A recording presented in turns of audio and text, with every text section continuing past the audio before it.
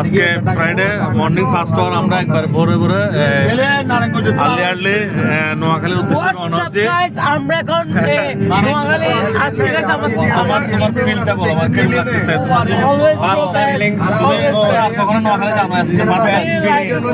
First time কেরকম মানে কেরকম লাগতেছে, কেরকম অনুভূতিটা? Feelings good.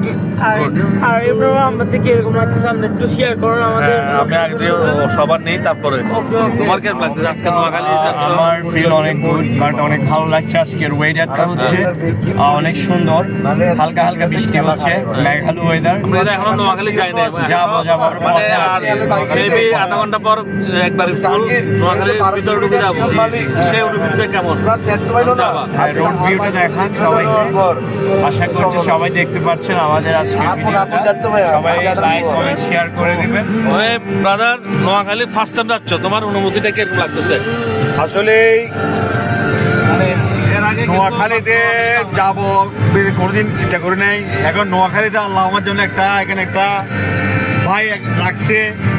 এই ভাইয়ের উচিলায় আমার নোয়াখালী যাওয়া হচ্ছে এবং খুব ভালো লাগতেছে আজকে যে নোয়াখালী সফর করতেছি আমরা। অথচ আমাদের চিটাগাং পাশেই, কিন্তু কোনোদিন মানে নোয়াখালী ওদিকে যাওয়া হয়নি। আমরা ঢাকা যাতে মানে দেখা হয় আর কি, নোয়াখালী, ফেনী, কুমিল্লা, কিন্তু ওখানে মানে টার্গেট করা হয়নি। আজকে আমার ভাইয়ের বাড়ির এখানেই কি আঙ্কেলের এই খবরের জিয়ারত করবো, একটু জিয়ারত উচিলে আজকে ওখানে আমরা একটু দেখা হবে আমার ভাইয়ের এখানে। যাই হোক, আমার ভাইয়ের জন্য সবাই দোয়া করবেন পাতাইয়া। আমরা ব্যাংকক, এবং আমার ভাইয়ের থেকে সবচেয়ে প্রিয় জায়গা হচ্ছে কোথায়? ব্যাংকক পাতাইয়া। এখন ইমরান এখন জয়েন করবে পাতাইয়াতে। আমরা আজকে ইনশাল্লাহ মর্নিং ফার্স্ট আওয়ার ফ্রাইডে আমরা আরো গেছি, বাট আমার ভাই ব্রাদার আজকে একবার সকাল সকাল চলে যাচ্ছি নোয়াখালী। সো আজকের ওয়েদারটা আসলে জোস, মানে ঠান্ডাও না গরমও না, মিডিয়াম।